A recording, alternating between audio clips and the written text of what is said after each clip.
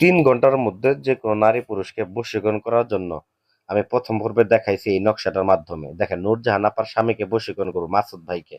তো এই নূরজাহান আপাকে দেখতে পারে না মাসুদ ভাই, অন্য আর একটা নারীর পাল্লায় পড়ছে। তো এটার জন্য আমি কাজটা করতেছি। আমি প্রথম পর্বে আপনাদেরকে বলছি যে অবশ্যই একটা কলস নিতে হবে, এই নকশাটা নিতে হবে, কাম সিঁদুর দিয়ে অবশ্যই অঙ্কন করতে হবে, যে কোনো শনিবার অথবা মঙ্গলবারের দিন এই কাজটা করতে হবে। অবশ্যই ভোগ নিয়ে তারপরে কিন্তু কাজটা করতে হবে। আমি কিন্তু এটা বলে দিছি, ভোগ, দুধ, কলা, আপেল, ফল এগুলা কিন্তু আমি এমনি রাখিনি, এগুলো কিন্তু দেওয়ার জন্য রাখছি, এগুলা জিনের আহার।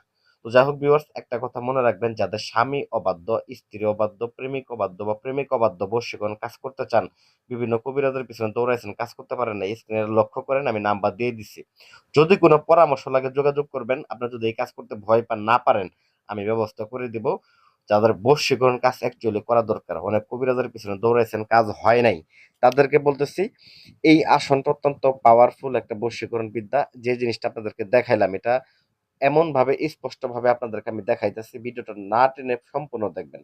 তো এটা শেষে, এটার কঠিন নিয়মটা আছে শেষের দিকে একটু। এই নিয়মটা অনুসরণ করলে আপনার কাজটা কিন্তু 100% শতভাগ আপনি পেয়ে যাচ্ছেন। তো দেখেন, লক্ষ্য করেন আমি চন্দন কাঠের আগুনের এখানে পাওয়ারটা যেটা আমি বৃদ্ধি করে নিতেছি, এবং এখানে একটা মন্ত্র আছে, ওম নম অমুকং বর্ষকরণং কুরু কুরু সাহা। তো এখানে যে নূরজাহান যে বশ করবে কাকে, মাসুদকে, ওম নম মাসুদ বশ্যকরণেন কুরুকুরু সাহা, এরকম ভাবে মন্ত্রটা আপনাকে পাঠ করে নিতে হবে। তো আপনার মন্ত্র যদি সঠিকভাবে পাঠ করতে না পারেন তাহলে কিন্তু হবে না। তো মন্ত্র অবশ্যই জাগ্রত করে নিতে হবে, নিয়ে কিন্তু তারপরে পাঠ করতে হবে। এটা আবার জাগ্রত করা মন্ত্র, যারা ব্যবহার করতে চান শুধুমাত্র অনুমতি নেবেন, ব্যবহার করবেন। আমি বলছিলাম মাটির কলস নেবেন, মাটির কলসের মধ্যে এই নকশাটা নাম লিখে সুন্দর করে নকশাটা ভরে লাল কাপড় দিয়ে এই মাটির কলসের মুখটা বন্ধ করে নেবেন, নিয়ে শ্মশানে ভোগ দিবেন।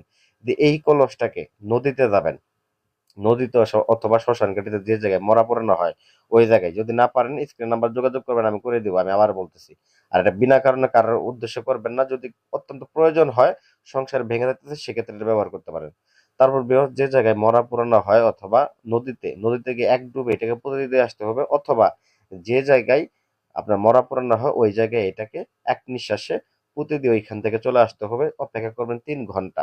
ওই ব্যক্তি 3 ঘন্টার মধ্যে অবশ্যই আপনার কাছে আসতে পারবে না, দূরে থাকলে, কিন্তু আপনার সাথে যোগাযোগ করবে। নাম্বার যদি ব্লক করে রাখে, ব্লক খুলবে, 100% পরীক্ষিত।